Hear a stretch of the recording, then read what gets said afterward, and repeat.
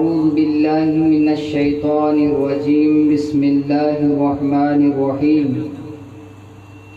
هن لباس لكم وأنتم لباس لهن صدق الله العظيم وصدق رسوله النبي الأمين المكين المختار الكريم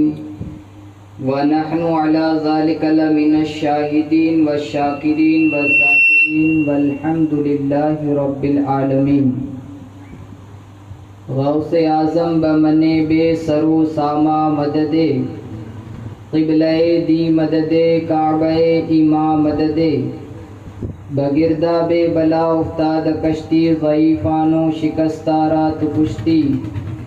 بحق کے خواجہ عثمان ہارونی مدد کن مدد کن مدد کن یا معین الدین چشتی. اے اشرف زمانہ زمانے میں مدد نما درہائے بستہ راز کلید کرم کشا اشرف نہنگ دریا دریا وسینہ دارد دشمن ہمیشہ پرغم بذکر دوست دارد. آئیے سب سے پہلے آقا نامدار مدینہ کے تاجدار دونوں عالم کے مالک و مختار سید المرسلین خاتم النبیین انیس الغریبین شفیع المذنبین راحت العاشقین مراد المشتاقین شمس العارفین سراج السالکین مصباح المقربین محب الفقراء والغرباء والمساکین سید الثقلین نبی الحرمین امام القبلتین حضور احمد مجتبی محمد مصطفیٰ صلی اللہ تعالیٰ علیہ وآلہ وسلم کی بارگاہ بے کسبانہ میں محبت و عقیدت کے ساتھ والہانہ انداز میں جھوم جھوم کر درود پاک کا ہدیہ نچھاور کر اور پڑھے اللہم صلی علی سیدنا و مولانا و ملجانا و ماوانا محمد وآلہ واصحابہ وبارک وسلم صلاۃ و سلاما دائما علیک یا رسول اللہ صلی اللہ تعالی علیہ وآلہ وسلم. منظر بزم دو عالم دل نشی ہو جائے گا منظر بزم دو عالم دل نشی ہو جائے گا مہرباں دنیا میں رب العالمی ہو جائے گا. اور آج کی شب آمینہ کی گود کو بھر جانے دو آج کی شب آمینہ کی گود کو بھر جانے دو کل یہ بچہ رحمت للعالمی ہو جائے گا کل یہ بچہ رحمت للعالمی ہو جائے گا.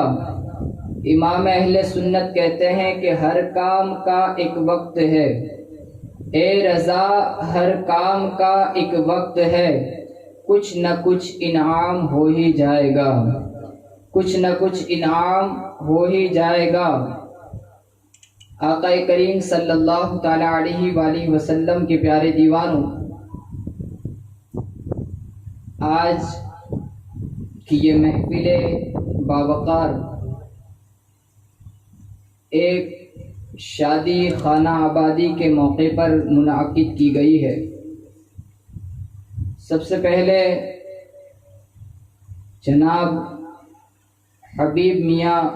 باپو پیر زادہ، ان کو ہم اپنی جانب سے مبارکباد پیش کریں گے کہ اس پرفتن دور کے اندر انہوں نے اپنے شہزادے یعنی محمد صابر باپو اور صادق باپو دونوں شہزادوں کی شادی کے موقع پر حضور اکرم علیہ التحیۃ والتسلیم کی محفل میلاد کا انعقاد کر دیا. اور یہ بڑی خوش نصیبی کی بات ہے، اس لیے کہ وہ دور کہ جس میں چاروں طرف فتنوں کا دور ہے اور چاروں طرف لوگ دنیاوی چیزوں میں اپنا سکون تلاش کرتے ہیں، ایسے ماحول میں ایسی سچویشن کے اندر یہ کام کرنا یہ بڑا مشکل ہوا کرتا ہے. اللہ تبارک و تعالیٰ کی بارگاہ میں دعا ہے مولا تبارک و تعالیٰ ان کا یہ محفل سجانا قبول فرمائے،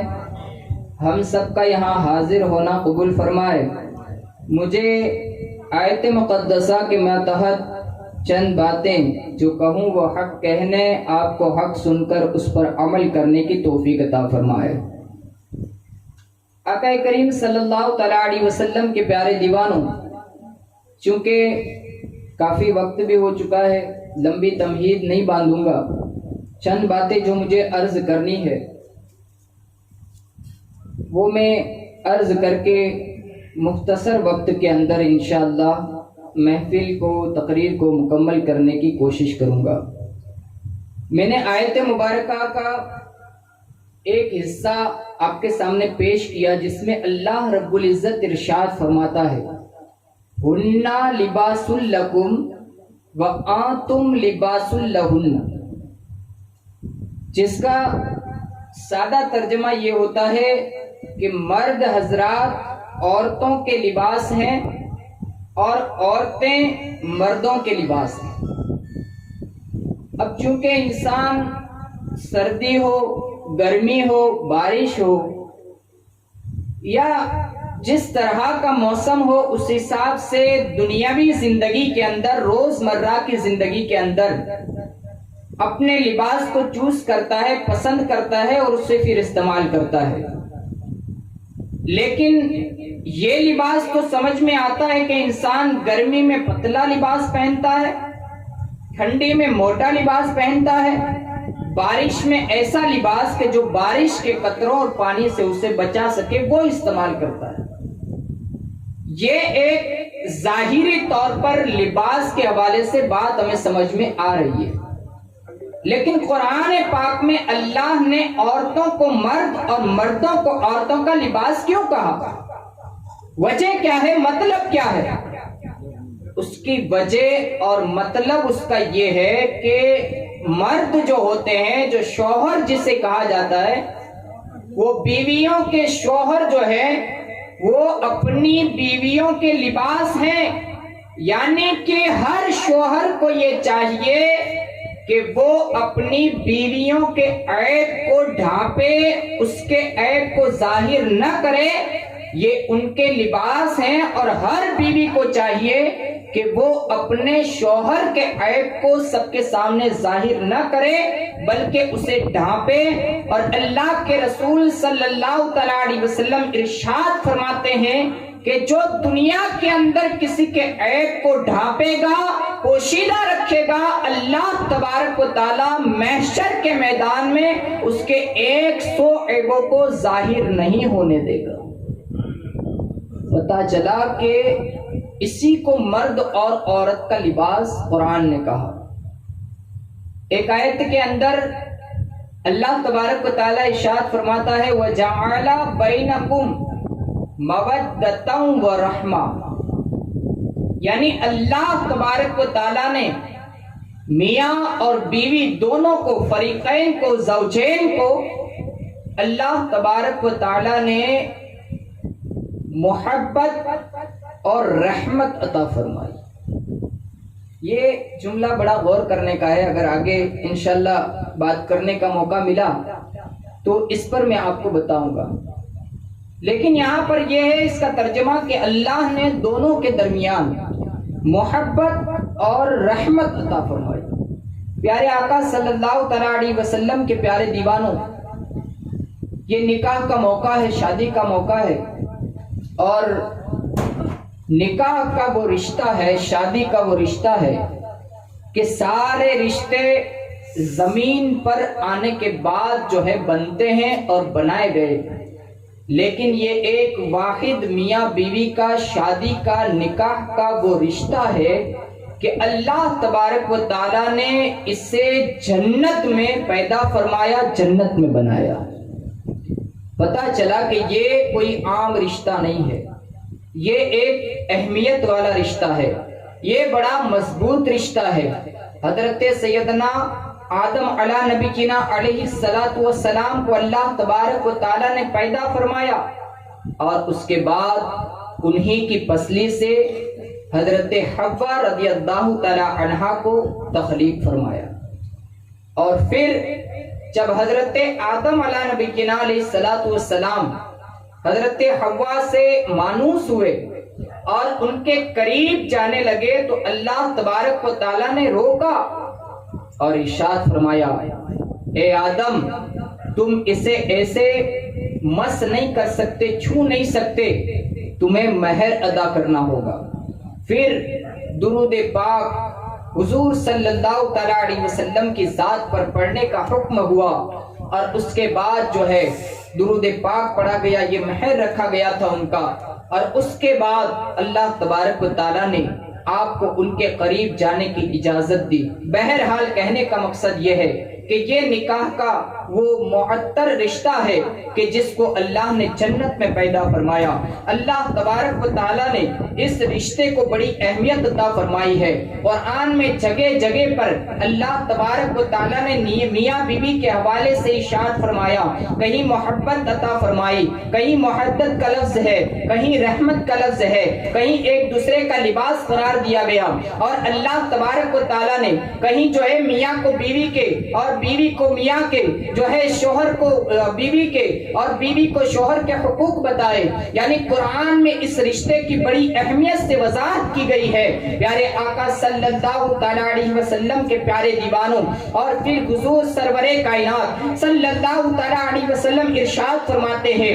کہ نکاح کرنا یہ میری سنت مبارکہ ہے، اور پھر ارشاد فرماتے ہیں کہ جس نے نکاح کر لیا، جس نے نکاح کے دامن سے اپنے آپ کو وابستہ کر لیا، اللہ کے رسول صلی اللہ تعالیٰ علیہ وسلم ارشاد فرماتے ہیں جس نے نکاح کر لیا اللہ تبارک و تعالیٰ اس کے آدھے ایمان کو مکمل فرما دیتا ہے۔ نکاح کرنے سے آدھا ایمان مکمل ہو جاتا ہے۔ انسان چاہتا ہے کہ وہ ایمان کی سلامتی سے دنیا میں رہے، انسان چاہتا ہے کہ اس کا ایمان سلامت رہے، جب وہ دنیا سے جائے تو ایمان کے ساتھ جائے۔ لیکن یہاں پر جو ہے اللہ کے رسول صلی اللہ علیہ وسلم نے ارشاد فرما دیا کہ اگر کوئی نکاح کر لیتا ہے اللہ اس کے آدھے ایمان کو مکمل فرما دیتا ہے۔ اس لیے نکاح یہ بہت اہم چیز ہے۔ پیارے آقا صلی اللہ تعالیٰ علیہ وسلم ارشاد فرماتے ہیں کہ جب کوئی بندہ نکاح کے دامن سے وابستہ ہوتا ہے، نکاح کے رشتے سے جو ہے اپنے آپ کو جو ہے معطر کر لیتا ہے، تو اس کے بعد فضیلت یہ ہوتی ہے کہ جب وہ بندہ اکیلا تھا، نکاح نہیں ہوا تھا، اس وقت جب وہ 2 رکعت نماز پڑھتا تھا تو اللہ اسے 2 رکعت کا ثواب عطا کرتا تھا۔ لیکن جب اس کا نکاح ہو جاتا ہے تو فرمایا گیا کہ جیسے اس کا نکاح ہو جاتا ہے اللہ تبارک و تعالیٰ اب اسے ایسی برکت عطا فرماتا ہے کہ اب وہ 2 رکعت نماز ادا کرتا ہے تو اللہ اسے 70 گنا زیادہ ثواب عطا فرماتا ہے۔ پتا چلا کہ یہ نکاح ہے، وہ چیز ہے کہ جس کو آج لوگوں نے وہ نہیں سمجھا جو نکاح کا اصل مقصد ہے۔ نکاح صرف نفسانی خواہشات کی وجہ نہیں، نکاح صرف جو ہے اپنے خواہشات کو جو ہے نکالنے کا نام نہیں ہے، بلکہ نکاح جو ہے یہ اللہ تبارک و تعالیٰ کی عبادتوں میں سے ایک عبادت بھی ہے۔ نکاح جو ہے یہ پاکیزگی کا نام ہے، نکاح جو ہے یہ طہارت کا نام ہے، نکاح جو ہے یہ حضور کی سنت کا نام ہے، نکاح جو ہے یہ انبیاء کرام کی سنت مبارکہ کا نام ہے، نکاح جو ہے یہ اسلاف کی سنت مبارکہ کا نام ہے، اور یہ ایسی عبادت ہے کہ جس کو آقا کریم صلی اللہ تعالیٰ علیہ وسلم نے کر کے بھی بتایا، اور پھر ارشاد بھی فرمایا کہ جو نکاح کرنے کے بعد اپنے آپ کو اللہ اور اس کے رسول کے ذکر میں لگا دیتا ہے، اللہ کی یاد میں لگا دیتا ہے، اور اپنی زندگی کو ویسے گزارتا چلا جاتا ہے، تو اللہ تبارک و تعالیٰ اس کے ایک ایک قدم پر اس کو نیکیاں عطا فرماتا ہے۔ پتا چلا کہ نکاح یہ عبادت بھی ہے۔ پیارے آقا صلی اللہ تعالیٰ علیہ وسلم کے پیارے دیوانوں، آج کل افسوس کی بات یہ ہے کہ نکاح جو ہے اس کو آسان کرنے کی بجائے لوگوں نے اس کو مشکل کر دیا، اور اتنا مشکل کر دیا کہ ابھی اگر ہمارے معاشرے کا جائزہ لیا جائے تو ہمارے پورے معاشرے کے اندر الا ماشاءاللہ ایسی لڑکیاں، ایسی بچیاں ابھی گھروں میں ہیں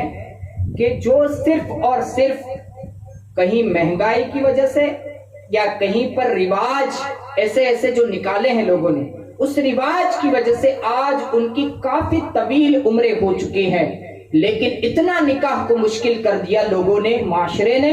کہ وہ آج اپنے گھر پر بیٹھی ہیں اور اس انتظار میں ہے کہ کب کوئی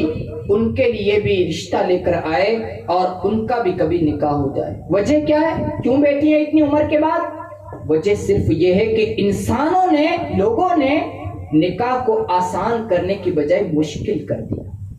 پیارے آقا صلی اللہ تعالی علیہ وسلم نے ارشاد کیا فرمایا تھا؟ پیارے آقا نے ارشاد فرمایا نکاح کو اتنا آسان کر دیا جائے کہ زنا کرنا یہ مشکل ہو جائے۔ لیکن آج حالت یہ ہے کہ لوگ معاذ اللہ زنا کی طرف تیزی سے جا رہے ہیں، معاذ اللہ گناہ کی طرف تیزی سے جا رہے ہیں۔ اللہ ماشاء اللہ، اللہ حفاظت فرمائے، ورنہ لوگ اسی وجہ سے گناہ میں ملوث ہو رہے ہیں کہ کہیں نہ کہیں یا تو والدین کی توجہ اس جانب نہیں ہے، یا پھر معاشرے نے، ہمارے کٹمب نے، پریوار نے ایسے رواجات قائم کر دیے ہیں کہ لوگ، لڑکے بچے مجبور ہیں کہ اب وہ کوئی راستہ انہیں جب نہیں ملتا تو پھر وہ گناہ کی طرف بڑھتے ہیں اور معاذ اللہ گناہوں میں ملوث ہو جاتے ہیں۔ پیارے آقا صلی اللہ علیہ وسلم کی پیاری دیوانوں، عرض یہی کرنا چاہوں گا نکاح کو آسان کیا جائے۔ ہمارے یہاں پر معاشرے میں کچھ رواج ابھی بھی ایسے چل رہے ہیں اور لوگوں کی یہ بہت بڑی غلطی ہے۔ کیوں؟ وجہ یہ ہے کہ لوگوں کو جو کرنا ہے وہ کرتے نہیں، اور جس چیز میں شریعت نے کوئی روک نہیں رکھی اس چیز کو اپنے حساب سے، اپنے گلدے اور بوڑھے لوگ جو ہیں ان کے حساب سے بس رواج کے طور پر کیے جا رہے ہیں، چاہے کوئی مر جائے، چاہے کوئی سسکیاں لے کر اپنے بستر پر سوتا ہوا اپنی سانس کو جو ہے وہ بند کر لے، لیکن لوگوں کو کوئی فرق نہیں پڑتا۔ اس میں سے ایک رواج کیا ہے؟ کچھ سماج میں، کچھ ہماری سماج کے اندر ایسی برادریاں ہیں کہ جس میں یہ رواج ہے کہ لوگ یہ کہتے ہیں کہ ہم اپنی ہی برادری کے اندر ہماری بچی کا نکاح کریں گے، اس کے علاوہ ہم کہیں نکاح نہیں کریں گے۔ اب یہ شریعت نے کہا ہے، شریعت کا حکم ہے، اجازت ہے شریعت کی کہ اگر کوئی کلمہ گو ہے، اگر کوئی باشرہ ہے، اگر کوئی ایسا شخص ہے جو دیندار ہے، اس کے اندر وہ چیزیں ہیں جو رسول کائنات صلی اللہ تعالی علیہ وسلم نے ارشاد فرمائی اور شریعت نے اجازت دی ہے، تو اسے چاہیے کہ وہ اپنی بچی یا اپنے بچے کا نکاح اس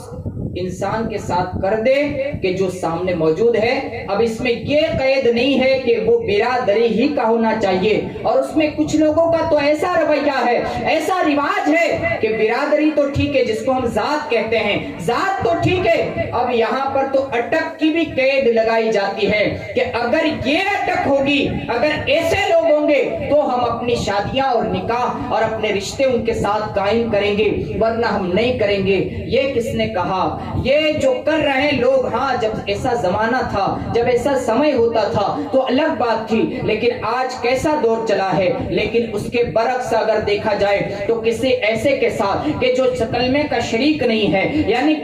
جو کلمہ اپنی زبان پر نہیں لاتا، جو کلمے کا قائل نہیں ہے، ایسے کے ساتھ جب بچی چلی جاتی ہے تو اس وقت لوگوں کو غیرت نہیں آتی، اس وقت لوگوں کو حیا نہیں آتی کہ یہ ہماری بچی کس طرف چلی گئی یا ہمارا بچہ کس طرف چلا گیا۔ لیکن اس وقت یہاں پر یہ شوشے نکال کر بیٹھتے ہیں وہ لوگ کہ جس کے منہ میں ابھی دانت نہیں ہے، جس کے پیٹ میں آگ تک نہیں ہے، وہ لوگ کرسی پر بیٹھ کر صرف نیم اور قانون بتاتے ہوئے نظر آتے ہیں۔ نہیں، ہم اپنی بچی کو وہاں نہیں دیں گے، ہم اپنے بچے کا رشتہ وہاں نہیں کریں گے۔ کیوں؟ اس لیے کہ صرف ہمارے بڑے بوڑھوں کا یہ رواج چلا رہا ہے، بالکل غلط ہے۔ اگر کوئی کلمے کا جو ہے پڑھنے والا ہے اور وہ جو ہے باشرہ ہے، یعنی جس طرح سے شریعت نے کہا ہے دیندار ہے، تو ہمیں چاہیے کہ اس کے ساتھ اپنے بچے یا بچی کا نکاح کر دیا جائے۔ یہ نکاح اللہ اور اس کے رسول کے یہاں انشاءاللہ قبول ہو جائے۔ یہ ہمیں بدلاؤ لانے کی ضرورت ہے۔ آج ہم نے کیا کیا ہے؟ جو ہمیں کرنا ہے وہ نہیں کر رہی ہماری قوم، جو نہیں کرنا اس کی طرف جا رہی ہے۔ بہرحال عرض کر دیا، ضمناً بات آ گئی تو میں عرض یہ کر رہا تھا کہ نکاح ایک اہم رشتہ ہے۔ اب نکاح کے اندر، نکاح کے بعد انسان کو کیا کرنا چاہیے، اپنے زندگی کو کس طرح سے گزارنا چاہیے، اور کس طرح سے وہ زندگی کو گزارے تو وہ زندگی اس کی خوشگوار نظر آئے گی۔ اس میں تو بہت ساری باتیں علماء کرام مفسرین نے لکھی ہیں اور بہت سارے ڈھیروں ایسے واقعات اور باتیں ہیں، لیکن میں چند باتیں ایسی عرض کروں کہ جو آپ کے اور ہمارے سمجھ میں آ سکے اور ہم اس پر عمل کریں تو انشاءاللہ اس سے فائدہ ہو۔ پہلے تو نکاح حضور اکرم صلی اللہ علیہ وسلم کے جو دور میں ہوتا تھا، اس نکاح کا ایک حصہ میں آپ کو بتاؤں. ماں خاتون جنت رضی اللہ تعالیٰ عنہ اور حضور مولا کائنات کرم اللہ وجہ الکریم، آپ کا جب نکاح ہوا تو آپ بار بار سنتے ہیں ایک مختصر سا سامان. حضور صلی اللہ تعالیٰ علیہ وسلم نے مولا کائنات کو بلایا اور مولا کائنات سے ارشاد فرمایا، اے علی بتاؤ تمہارے پاس کیا سامان ہے؟ آپ نے کہا کہ میرے پاس ایک تلوار ہے، ایک ذرا ہے جس کو اپنے بدن پر جو ہے جنگ میں جب انسان جاتا ہے تو وہ لوہے کا ایک جس کو ہم بفتر کہتے ہیں، جس کو یہ بنڈی کی طرف پہننے کا ہوتا ہے بچاؤ کے لیے، وہ ایک ذرا ہے اور ایک تلوار ہے اور اس کے علاوہ کچھ چیزیں، بس اتنا سامان میرے پاس ہے. حضور اکرم صلی اللہ علیہ وسلم نے ارشاد فرمایا، جاؤ اور یہ ذرا جو ہے اسے بیچ کر تم اس کی جو قیمت ہے اس سے کچھ سامان خرید لو. بس یہ کہا اور حضرت علی رضی اللہ تعالیٰ عنہ جانے لگے بازار کی طرف، اور جیسے ہی ذرا لے کر بازار کی طرف جانے لگے تو دیکھو کتنی فکر ہوا کرتی. صحابہ کرام میں اتنی محبت تھی اور انہوں نے لوگوں کو یہ درس دیا کہ اپنے بھائیوں کا کتنا خیال رکھنا چاہیے، اپنے مومن بھائی کا کتنا خیال اور کتنی فکر رکھنی چاہیے. آج ہم نے یہ فکر چھوڑ دی، آج اپنے مومن بھائی کا خیال کرنا چھوڑ دیا اور مصیبتوں نے ہمارے دروازوں پر دستک دے دی ہے. عثمان غنی پاس میں کھڑے ہوئے تھے، مولا کائنات جا رہے تھے بازار کی طرف. حضرت عثمان غنی انہیں روکتے ہیں اور کہتے ہیں، اے مولا کائنات آپ اس زرہ کو بازار میں جا کر بیچیں گے؟ یہ ٹھیک نہیں ہے، آئیے میں آپ کی یہ چیز خرید لیتا ہوں. اب آپ نے کچھ درہم انہیں عطا کیے اور وہ چیز آپ نے خرید لی. اور اس کے بعد ایسا انہوں نے کیوں کیا؟ ہو سکتا تھا کہ حضرت عثمان غنی ڈائریکٹ کہہ سکتے تھے کہ آپ یہ درہم لے لیجئے، آپ یہ رقم لے لیجئے، اس سے اپنی مہر اور جہیز کا جو سامان ہے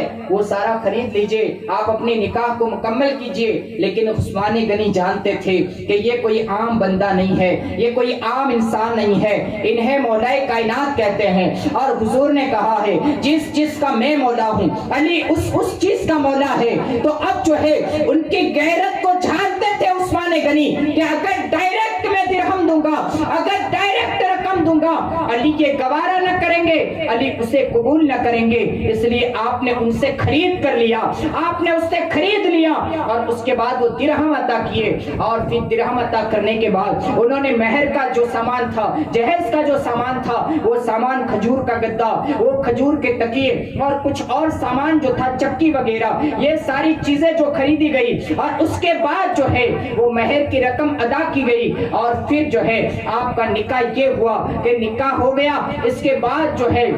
مسجد نبی کے اندر نکاح ہونے کے بعد مولا کائنات اپنے گھر پر گئے اور پھر شام کے وقت یعنی پورا دن گزرنے کے بعد شام کے وقت جو ہے حضور صلی اللہ علیہ وسلم اور ان کے گھر والے ماں فاطمہ الزہرا سیدۃ النساء فاطمہ سلام اللہ علیہا کو ساتھ میں لے کر حضور مولا کائنات کے گھر پر جا کر چھوڑ آئے، جسے رخصتی کہا جاتا ہے، جس کو ہم جو ہے آج جس کو ہم نے الٹا کر دیا. یہ جو بارات ہے وہاں ان کے زمانے میں اس بارات کا بھی تصور نہیں ہے، یہ جو چیزیں ہیں اس کا بھی تصور نہیں ہے، یہ جو جہیز کے اوپر لڑائی اور جھگڑے ہیں اس کا بھی تصور نہیں ہے، یہ جو بڑے بڑے مانگے ہیں اس کا بھی تصور نہیں ہے. وہاں صرف چند چیزیں ہیں ضرورت کی. اور آخر میں حضور خود اپنی بیٹی کو ان کے گھر پہ مولا کائنات کے گھر پر جو ہے چھوڑ کر آتے ہیں. یہ اسلامی نکاح کا طریقہ ہے،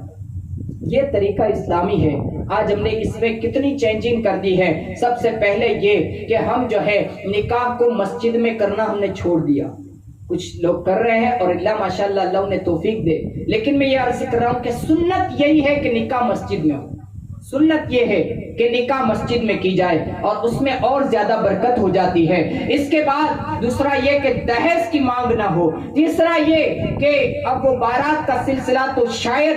کوئی چاہے تو بند ہو جائے، لیکن اتنا جو ہے بیماری پھیل چکی ہے کہ اب لوٹنا لوگوں کو مشکل لگتا ہے. لیکن یہ اسلامی طریقہ میں نے بتا دیا. اب جو ہے اس کے بعد کس طرح سے زندگی گزاری جائے. آج ہم دیکھتے ہیں جیسے ہی نکاح ہو جاتا ہے اس کے بعد پہلا دن ہے ہے، پہلی شب ہے، اور اسی کے اندر جو ہے ایسا جھگڑا فساد شروع ہو جاتا ہے، ایسا فتنہ شروع ہو جاتا ہے کہ گھر کا ماحول جو ہے درہم برہم ہو جاتا ہے، گھر کے ماحول کے اندر جو ہے وہ اس طرح سے تفریق پڑ جاتی ہے کہ لوگوں کو پتہ ہی نہیں چلتا کہ ہوا کیا۔ اچھے سے نکاح ہوئی، دھوم دھام سے خرچہ کیا، 2-3 لاکھ روپیہ 5 لاکھ روپے کا خرچ کر کے سب کو دعوت کھلائی، سب کو مہمان نوازی کھلائی، اس کے بعد جو ہے بس پہلا دن ہے، دوسرا دن ہے، 5 دن ہوئے نہیں اور گھر کے اندر جھگڑا شروع ہے۔ وجہ کیا ہے؟ سب سے پہلی وجہ،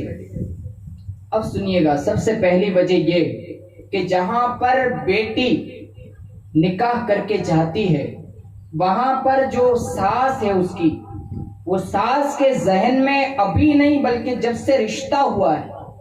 تب سے اس کے ذہن میں یہ بات گھوم رہی ہے کہ میری گھر میں بہو آنے والی ہے۔ کیا بات ہے؟ میرے گھر میں بہو آنے والی ہے۔ اور اس کو شارٹ کٹ میں بتا دوں، تفصیل نہیں کرتا، بس یہی اس کے ذہن میں جملہ ہے کہ میرے گھر میں بہو آنے والی ہے۔ اگر وہ یہ سوچ اپنے ذہن میں رکھے کہ میرے گھر میں ایک بیٹی آنے والی ہے تو انشاءاللہ یہی سوچ کے پیچھے سارے جھگڑے ختم ہو جائیں گے اور اللہ اس گھر میں سکون عطا فرمائے گا۔ کیا وجہ ہے؟ بہو سمجھتی ہے اس کو میں اس طرح رکھوں گی، اس کو میں اس طرح رکھوں گی، اس کو اس طرح سے رکھا جائے گا، اس کو اس طرح قانون بتایا جائے گا۔ ہاں، قانون سارے صحیح ہوتے ہیں، گھر میں الگ الگ ریت رواج ہوتے ہیں، کس طرح رہنا ہے، کس طرح سہنا ہے، کس طرح گھر کے جو ہے ریت رواج کے مجب چلنا ہے، یہ بات الگ ہے۔ لیکن لوگوں کے ذہن میں، عورتوں کے ذہن میں جو ایک ساس بننے والی ہوتی ہے اس کے ذہن میں کچھ اور ہی مطلب چل رہا ہوتا ہے۔ حالانکہ سب عورتیں ایسی نہیں ہوتی، میں ضمناً آپ کے سامنے یہ بات عرض کر رہا ہوں، زیادہ تر ہمارے سماج میں ایسا چل رہا ہے۔ اگر وہ اس بہو کو اپنی بیٹی تصور کرے گی اور بیٹی سمجھ کر اس کے ساتھ وہ میات پیش کرے گی تو انشاءاللہ گھر میں کبھی جھگڑا نہیں ہوگا۔ اور اسی طرح یہ ذہن میں ہوتا ہے جو بہو آنے والی ہے اس کے ذہن میں یہ ہوتا ہے کہ میں اپنے سسرال میں جا رہی ہوں۔ کیا ہوتا ہے ذہن میں؟ حالانکہ یہ جملہ صحیح ہے، سسرال ہی ہے اس کا یہ، لیکن جو ذہنی بیماری ہو چکی ہے کہ میں اپنے سسرال میں جا رہی ہوں، وہ میرا اپنا گھر نہیں ہے، وہ میرے اپنے لوگ نہیں ہے، ان کے ساتھ میں ایسا رویہ رکھوں گی، ان کے ساتھ میں ویسی طرح پیش آؤں گی، ان کے ساتھ میں اس طرح ناز نخرے اٹھاؤں گی۔ یہ جو ذہن میں ہوتا ہے بہو کے ایک آنے والی، وہ نکاح کر کے آنے والی عورت کے، وہ ذہن کی جو سوچ ہے وہ سارے جھگڑوں کی جو ہے وہ مجموعہ ہے۔ اگر وہ آنے والی عورت یہ سوچ رکھے کہ جس طرح یہ میرے ماں باپ ہے اور ان کی جس طرح میں قدر کرتی ہوں، ان کا جس طرح خیال رکھتی ہوں، ان کا جس طرح مجھ پر حق ہے، اسی طرح میں ان ماں باپ کی بھی خدمت کروں گی اور ان کے بھی حقوق کو ادا کروں گی۔ وہ میرے ساس اور سسر نہیں بلکہ وہ بھی میرے ماں باپ کی طرح ہے۔ اگر ایک عورت یہ اپنے دماغ میں سوچ پیدا کر لے تو انشاءاللہ سارے جھگڑے ختم ہو جائیں گے اور اللہ اس گھر میں سکون عطا فرمائے۔ سوچ کی کمی، سوچ الٹی ہو چکی ہے۔ اس کے بعد اب میاں بیوی کا کیا ہونا چاہیے؟ میاں بیوی کے درمیان محبت کیسے رہے، اس کو نوجوانوں تک خاص پہنچانے کی ضرورت ہے۔ حالانکہ سب کو معلوم ہے لیکن عمل کسی کو نہیں کرنا ہے، کسی کو بات پر عمل نہیں کرنا ہے۔ سب سے پہلے میں شوہر کے حوالے سے بتاؤں شوہر کو کیا کرنا چاہیے۔ نکاح کرنے کے بعد دعوت ولیمہ یہ سنت ہے، جو ہم دعوت کرتے ہیں کھلاتے ہیں، یہ سنت طریقہ نہیں ہے، یہ ایک رواجی طریقہ ہے کہ ہم اپنے مہمان، رشتہ دار، احباب، دوستوں کو بلاتے ہیں اور دعوت کھلا دیتے ہیں پہلے۔ لیکن علماء کرام موجود ہیں اور آپ سنتے رہتے ہیں کہ جو کھانا سنت ہے وہ نکاح کے بعد دوسرے دن جو کھانے کی دعوت کی جائے، رشتہ دار، دوستوں، احباب کو کھلایا جائے، چاہے وہ ایک چھوٹا سا بکری کا بچہ، یہ مثال دی گئی ہے کتابوں میں، حدیث پاک کا مفہوم ہے کہ چاہے وہ چھوٹا بکری کا بچہ ہی کیوں نہ ذبح کیا جائے، اس کو ذبح کر کے دعوت ولیمہ کی جائے، ولیمہ کی دعوت کی جائے، اور ولیمہ کی دعوت جو کرتا ہے اللہ تبارک و تعالیٰ اس کھانے میں بھی برکت عطا فرماتا ہے اور اس کے اس تقریب نکاح کے اندر بھی برکت عطا فرما دیتا ہے۔ پتہ چلا یہ سنت طریقہ ہے نکاح کے بعد۔ اس کے بعد شوہر کو کیا چاہیے؟ اس کے بعد شوہر کو بیوی کے ساتھ رہنے کے تو بہت سارے حقوق بتائے ہیں، لیکن سب سے پہلی بات یہ کہ شوہر اپنے بیوی کا پروٹیکشن کرے، اپنے بیوی کی حفاظت کرے، اپنے بیوی کا خیال رکھے، اپنے بیوی کا دھیان رکھے۔ میں آپ کو ایک بات عرض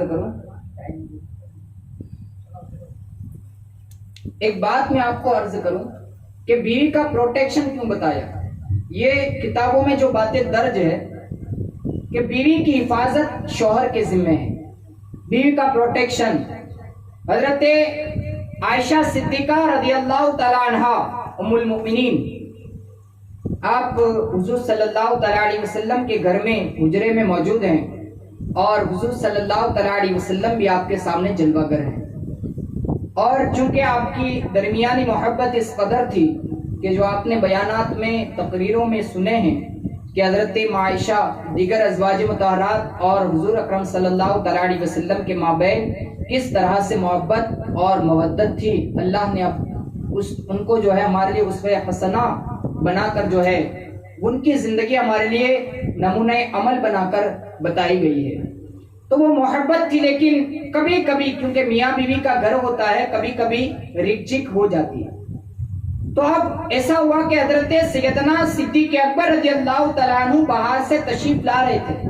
اور دروازے کے قریب پہنچے تو حضرت سیدنا صدیق اکبر رضی اللہ تعالیٰ عنہ نے حضرت عائشہ کی آواز کو کچھ اونچا ہوتے ہوئے دیکھا، سنا۔ حضرت سیدنا صدیق اکبر نے جب عائشہ کی آواز کو اونچا ہوتے ہوئے سنا تو حضرت سیدنا صدیق اکبر رک گئے، اور رکنے کے بعد آپ وہیں پر ٹھہرے، اور ٹھہرنے کے بعد سن رہے تھے کہ کیا بات ہو رہی ہے۔ تو حضرت عائشہ حضور کے سامنے کچھ اونچی آواز سے کوئی بات کر رہی تھی۔ اب حضرت سیدنا صدیق اکبر کیونکہ عاشق رسول ہے، صاحب یہ رسول ہے اور بہت قریب ہے آقا سے، یہ برداشت نہیں ہوا ان سے، حالانکہ سامنے ان کی بیٹی ہے، بولنے والے ان کی شہزادی ہے، لیکن ان سے برداشت نہیں ہوا کہ میرے آقا کے سامنے بولے۔ آپ فوراً گھر میں بغیر اجازت چلے آئے، اور آنے کے بعد حضرت عائشہ کی طرف بڑھے، اور حضرت سیدنا صدیق اکبر حضرت عائشہ کی طرف بڑھ کر اپنے ہاتھ کو بڑھایا، اور چانٹا مارنے کی آپ نے کوشش کی، چانٹا مارنے کے لیے، تماچا مارنے کے لیے آپ آگے بڑھے۔ جیسے ہی حضرت سیدنا صدیق اکبر آگے بڑھتے ہیں، پیارے آقا صلی اللہ علیہ وآلہ وسلم نے حضرت عائشہ کے ہاتھ کو تھاما، ہاتھ کو پکڑا، اور ہاتھ کو پکڑنے کے بعد آپ نے ان کا ہاتھ کھینچ کر انہیں اپنی طرف کھینچا اور اپنے پیچھے کی طرف انہیں چھپا لیا، اور حضرت صدیق اکبر ان کو تماچا نہ مار سکے۔ یہاں سے ہمیں کیا پتا چلا؟ پتا یہ چلا کہ حضور کی زندگی یہ بتا رہی ہے کہ سب سے پہلا شوہر کا یہ فریضہ بھی ہے کہ شوہر اپنے بیوی کا خیال رکھے، اپنے بیوی کی حفاظت کرے، اپنے بیوی کا پروٹیکشن کرے۔ اب ایسا نہیں ہے کہ نکاح کر لیا، گھر میں ایک کام کرنے والی عورت کو لے آئے، ماں کی فرمائش تھی اس کو پورا کر دیا، باپ کی فرمائش کو پورا کر دیا، بھائیوں کی تمنا تھی کہ آپ کا نکاح ہو جائے، آپ کا نکاح ہو گیا۔ اب ایک عورت جس کو ہم اتنی نازوں کے ساتھ، اتنی دھوم دھام کے ساتھ لے کر آئے ہیں، اب اسے جو ہے مرنے کے لیے گھر میں چھوڑ دیا جائے، اسے نوکرانی کے طور پر چھوڑ دیا جائے، یہ بالکل اسلام اور شریعت کا درس نہیں ہے۔ شریعت یہ بتاتی ہے کہ اس کے ساتھ اس طرح رہا جائے کہ اسے یہ احساس نہ ہو کہ میں کسی پرائے گھر میں ہوں، بلکہ جب جب وہ قدم رکھے اور جب جب وہ سانس لے تو وہ یہ سکون کی سانس لے سکے کہ میرا وہ بھی اپنا گھر تھا، اور اللہ کا شکر ہے کہ یہ بھی میرا پرایا نہیں بلکہ اپنا میرا گھر ہی۔ ایسی زندگی اسے مہیا کی جائے، پہلی بات۔ دوسری بات کہ اس کو جو ہے اس کے کام پر اس کی حوصلہ افزائی کی جائے، کس کی؟ بیوی کی۔ شوہر کو یہ چاہیے کہ اس کے ہر کام پر اس کی حوصلہ افزائی کی جائے۔ اگر وہ کھانا بنا رہی ہے، اچھا کھانا ہے، اس کی تعریف کی جائے، اس کو اس کے سامنے اس کی تعریف کی جائے کہ تم نے بہت اچھا کھانا بنایا۔ اس لیے کہ یہ وہ چیزیں کہ جس سے انسانوں کے درمیان محبت بڑھتی ہے، اس کے بعد اگر وہ کوئی اچھا کام کرتی ہے اس کی تعریف کی جائے، اگر وہ آپ کی ماں کی خدمت کر رہی ہے اس کی تعریف کی جائے، آپ کے ابا کا احترام کرتی ہے اس کی تعریف کی جائے، یعنی آپ کے پریوار کو وہ اس طرح سے سنبھال رہی ہے، آپ کے پریوار کے درمیان وہ اس طرح سے رہتی ہے، تو اب جو ہے وہ ایک خوشگوار پریوار کو تشکیل دے رہی ہے، تو اس کی تعریف کی جائے، اس کی حوصلہ افزائی کی جائے۔ اس طرح سے اگر حوصلہ افزائی کی جائے گی تو اللہ تبارک و تعالیٰ دونوں میاں بیوی کے درمیان خوب محبتیں عطا فرمائے گا، اور یہی محبت کا ذریعہ ہے۔ یہ چیزیں ہیں کہ اس پر جو ہے انسان جب تعریف کرے گا، انسان اس کا خیال رکھے گا، تو اللہ تبارک و تعالیٰ جو ہے اس کے درمیان محبت رکھے گا، محبت عطا فرمائے گا۔ لیکن آج کل ہمارے نوجوانوں کا جو حال یہ ہے کہ اللہ تبارک و تعالیٰ نے نوجوانی عطا فرمائی، اللہ نے اچھی زندگی عطا فرمائی، اللہ تبارک و تعالیٰ نے خوشگوار جو ہے ماحول عطا فرمایا، لیکن ہمارے نوجوان اکثریت یہ بات جو ہے بالکل حق ہے اور اس کو سب مانتے ہیں، جانتے ہیں، لیکن اسے جو ہے تسلیم کر کے اس میں سدھار لانے کی کوشش نہیں کرتے۔ اللہ کی بارگاہ میں دعا ہے کہ مولا تبارک و تعالیٰ ہمارے معاشرے میں جو ہے سدھار پیدا فرمائے۔ آج کل کا نوجوان کیا کرتا ہے؟ آج کل کا نوجوان یہ کرتا ہوا نظر آتا ہے، چاہے وہ کسی بھی فیلڈ میں کام کرنے والا ہو، چاہے وہ کسی بھی جو ہے اسکول میں پڑھا ہوا ہو، کسی بھی پریوار کا ہو، کسی بھی پریوار کا سدسیہ ہو، کسی بھی برادری سے تعلق رکھتا ہو، کہیں نہ کہیں یہ برائی نظر آتی ہے۔ نکاح ہو گیا، شادی ہو گئی، میاں بیوی ایک دوسرے کے ساتھ محبت سے 5 دن رہتے ہیں، 8 دن رہتے ہیں، مہینہ دن رہتے ہیں، اس کے بعد جو ہے ہمارے نوجوانوں کا حال یہ ہے کہ اب جو ہے وہ میاں بیوی سے جو ہے دور ہوتا جا رہا ہے، اور ایسا دور ہوتا ہے کہ اب ان کی عادت پہلے سے یہ ہوتی ہے کہ وہ چوراہے پر بیٹھ کر موبائل کے ساتھ اپنی زندگی کو گزار رہا ہے، اپنے دوستوں کے ساتھ اپنی زندگی کو گزار رہا ہے، دیر دیر تک وہ جگ کر اپنے موبائل سے ساری دنیا کے دوستوں کو خبر پوچھتا ہے کہ آپ کی طبیعت کیسی ہے، آپ کیا کر رہے ہیں، لیکن اسے یہ فکر نہیں ہے کہ جس عورت کو میں نکاح کرنے کے بعد اپنی شریک حیات بنا کر اپنے گھر لا دیا ہوں، اپنے گھر لا کر چھوڑ دیا ہوں، وہ بڑی شدت سے اس شوہر کا انتظار کر رہی ہوتی ہے کہ میرا شوہر کب گھر پہ آئے اور پھر وہ سکون کی نیند سو سکے۔ لیکن نوجوانوں کو اس فکر نہیں ہے،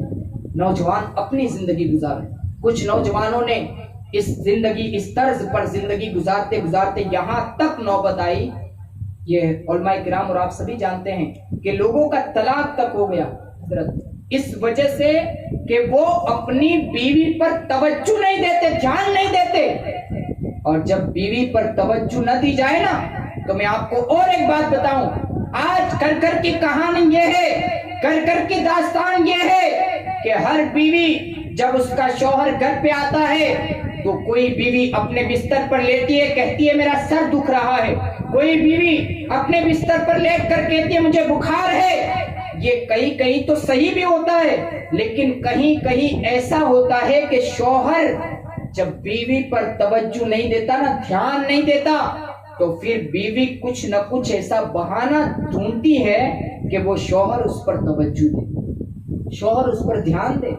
اور پھر کیا ہوتا ہے، پھر شوہر کو مجبوراً اس بیوی کو لے کر دواخانے جانا پڑتا ہے، ہاسپٹل لے جانا پڑتا ہے، اور پھر اس کا خیال رکھا جاتا ہے، اسے اچھی چیزیں کھلائی جاتی ہے، اس کی دوا پیش کی جاتی ہے، اس کا ٹریٹمنٹ ہوتا ہے، اور پھر وہ بیوی جو ہے وہ خوش ہو جاتی ہے کہ ہاں اب میرے شوہر کی مجھ پر توجہ ہے۔ یہ وجہ میں کیا بتا رہا ہوں؟ میں بتا یہ رہا ہوں کہ اگر آپ اپنی بیوی کے خرچوں سے بھی بچنا چاہتے ہیں نا، تو بھی آپ کو چاہیے کہ اپنی بیوی پر توجہ دیں، اپنی بیویوں کا خیال رکھیں، اس لیے کہ اگر جب مرد خیال نہیں رکھے گا، عورت کی ایک فطرت ہوا کرتی ہے، عورت یہی چاہتی ہے، کیونکہ وہ سارے پریوار کو چھوڑ کر آپ کے سہارے، اپنے شوہر کے سہارے وہ سارے پریوار کو چھوڑ کر آتی ہے، اور اسے یہ تمنا ہوتی ہے کہ وہ جو ہے آپ کے ساتھ اچھی زندگی کو گزارے، اچھی زندگی کو بسر کرے، اور اگر وہ شوہر جس کے سہارے وہ سب کچھ چھوڑ کر آئی ہے وہ اگر توجہ نہ دے تو پھر وہ کیا کرے؟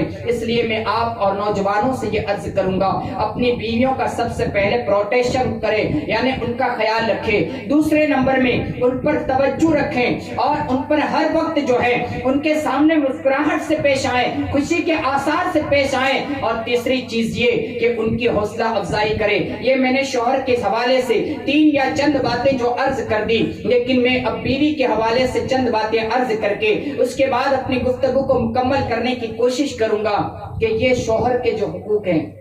اس کے بعد بیوی کو کس طرح پیش آنا چاہیے، بیوی کو کس طرح رہنا چاہیے، بیوی کا رویہ کیا ہونا چاہیے۔ بیوی اللہ تبارک و تعالیٰ نے قرآن مجید اور فرقان حمید کے اندر ارشاد فرمایا لِتَسْكُنُوا إِلَيْهَا، اللہ نے آیت میں ارشاد فرمایا لِتَسْكُنُوا إِلَيْهَا، اللہ فرماتا ہے کہ بیوی کو اللہ تبارک و تعالیٰ نے سکون کا ذریعہ بنا کر پیدا فرمایا، تسکین کا سامان بنا کر پیدا فرمایا، اور اس کے بعد اللہ نے فرمایا وَجَعَلَ بَيْنَكُمْ مَوَدَّةً وَرَحْمَةً، اور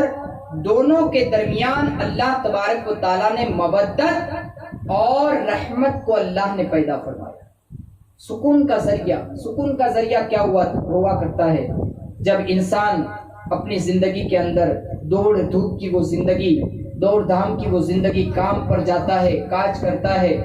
کہیں سے رزق کی تلاش کر کے روزی کما کر کے وہ گھر پہ تھکا ہارا آتا ہے، اور آنے کے بعد جب وہ تھکا ہارا گھر پہ آتا ہے تو یہاں پر یہ پوزیشن ہے کہ گھر کے اندر جو ہے عورتیں اس پر توجہ نہیں دیتی، بیوی اس پر دھیان نہیں دیتی، اور جب بیوی اس پر توجہ نہیں دیتی تو اب وہ شوہر جو لاکھوں تمنائیں لے کر گھر پہنچتا ہے اور اس کے دل کا یہ خیال ہوتا ہے کہ اب جو ہے گھر جاؤں گا تو مجھے سکون ملے گا، پورا دن کام کر کے تھک گیا ہوں، لیکن گھر جا کر وہ کیا دیکھتا ہے، بیوی الگ جو ہے منہ بگاڑ کر بیٹھی ہے، گھر والے الگ کام کاج میں لگے ہیں، اور اس کے بعد وہ مایوس ہو جاتا ہے، اپنے ہاتھ سے ہاتھ منہ دھو کر پھر وہ لیٹ جاتا ہے۔ تو بیوی کو کیا چاہیے؟ ہر بیوی کو یہ چاہیے کہ جیسے اس کا شوہر گھر پہ آئے، وہ شوہر کے آنے کے بعد فوراً ہی اس کا جو ہے خوشی کے ساتھ استقبال کرے، اور خوشی کے ساتھ استقبال کرنے کے بعد اس کے سامنے ایک مسکراہٹ کو پیش کرے،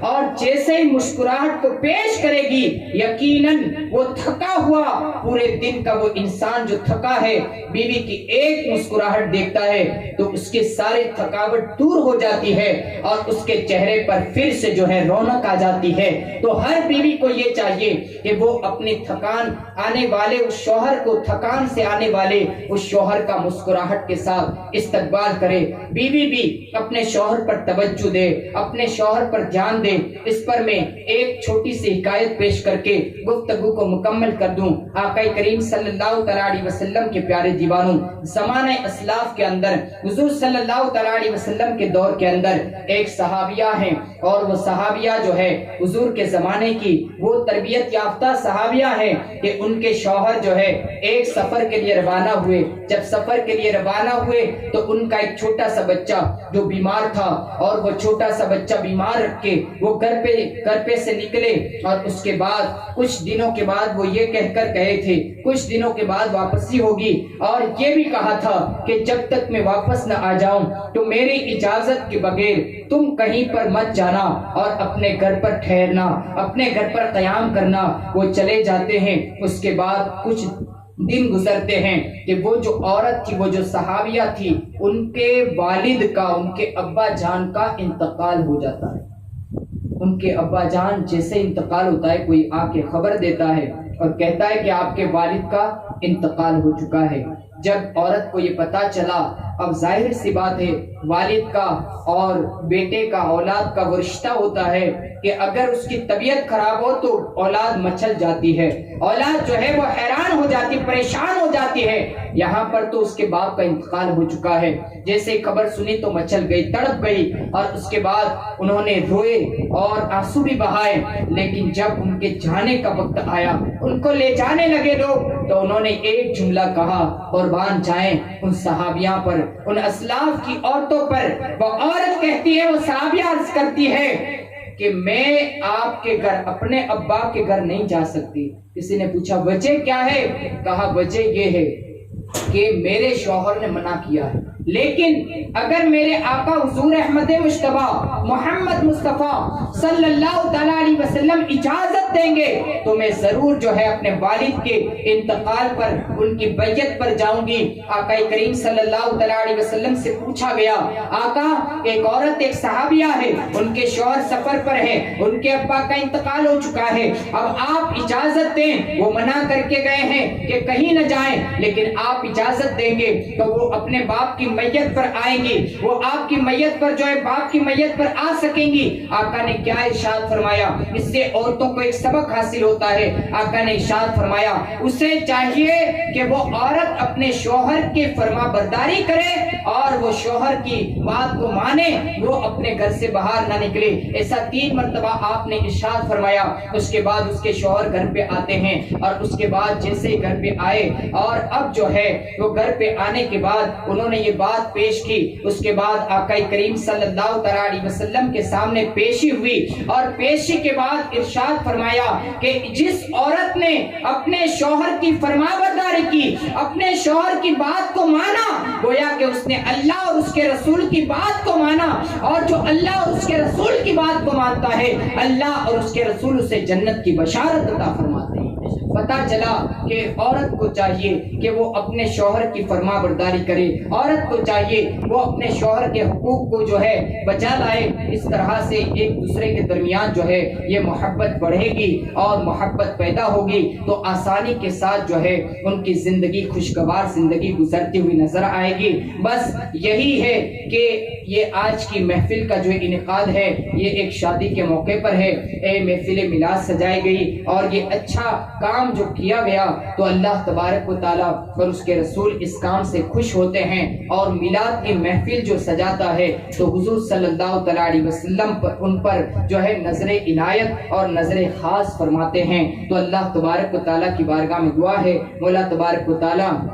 اس محفل پاک کو قبول فرمائے، کہنے سننے سے زیادہ ہمیں عمل کرنے کی توفیق عطا فرمائے۔ مولا تبارک و تعالیٰ جس جوڑے کی شادی ہے، نکاح ہے، مولا ان کو آپس میں محبت عطا فرمائے، دونوں پریواروں کو، دونوں کٹمب کو آپس میں محبت عطا فرمائے۔ مولا تبارک و تعالیٰ ہر آفت سے انہیں محفوظ فرمائے اور پروردگار عالم انہیں با ادب مکہ اور مدینہ کی حاضری نصیب فرمائے، اور بیان میں عمدن سہون لفظن غلطی ہو اللہ اپنے فضل و کرم سے آقا کے صدقے پنجتن پاک کے صدقے اسے معاف فرمائے، اسے درگزر فرمائے۔ آمین۔ وآخر دعوانا ان الحمد